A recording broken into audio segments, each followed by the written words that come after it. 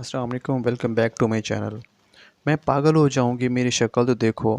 मैं भिखारन बन गई हूँ।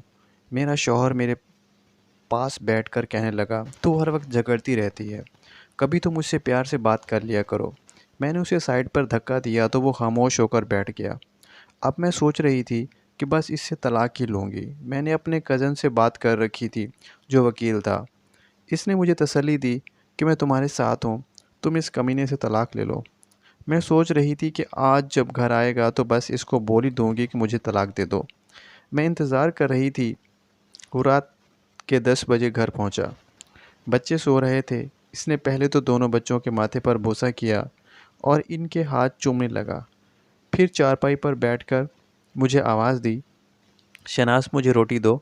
लेकिन मैं करवट बदले लेटी रही। इसने फिर आवाज़ दी कि शहनाज मुझे रोटी दो। मैं चुप रही। वो मेरे पास आया तो मैंने सोने का नाटक करके आंखें बंद कर लीं। मुझ पे कंबल ओढ़कर बोला कि सारा दिन काम करके थक जाती है।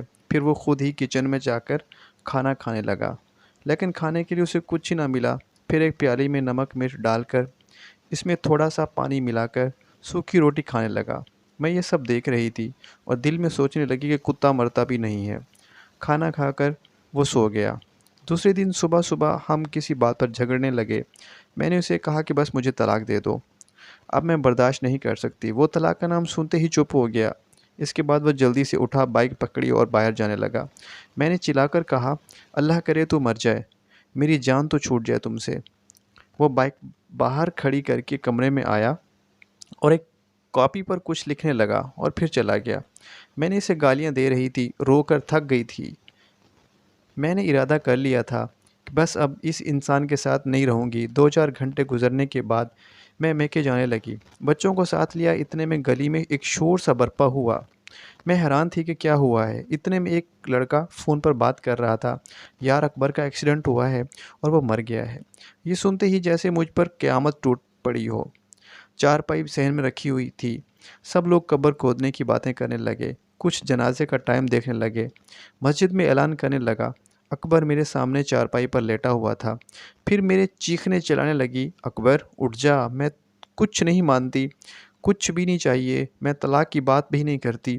मैं इसके बाद पाँव चूमने लगी। अकबर उठो मेरी जान, देखो मैं कहीं नहीं जा रही, मुझे तेरे साथ ही रहना है। मैं भूखी प्यासी रह लूँगी, मुझे यूं छोड़कर ना जा। लेकिन अब वो देर हो चुकी थी। अब वो मुझे छोड़कर जा चुका था।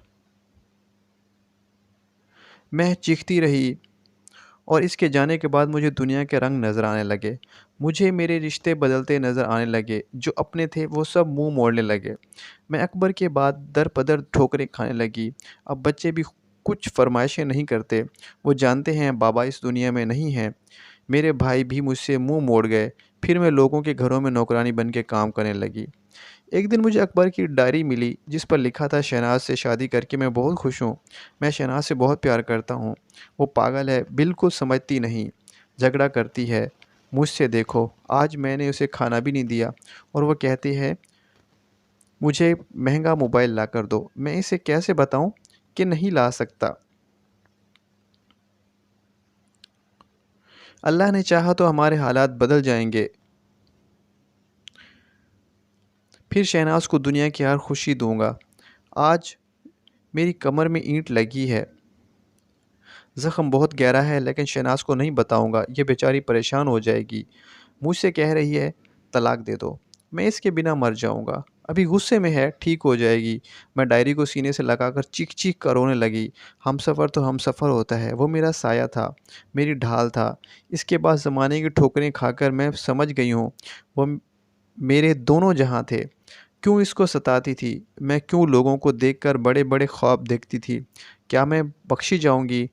क्या अल्लाह मुझे बख्श देगा? मैं मुश्किल वक्त में भी इसका सहारा और इसकी हिम्मत न बन सकी। मैं मतलब प्रस्त और लालची हो गई थी। अब तो अक्सर लोग मेरी मदद करते हुए मेरे जिस्म की बात भी करते हैं। Thank you for watching.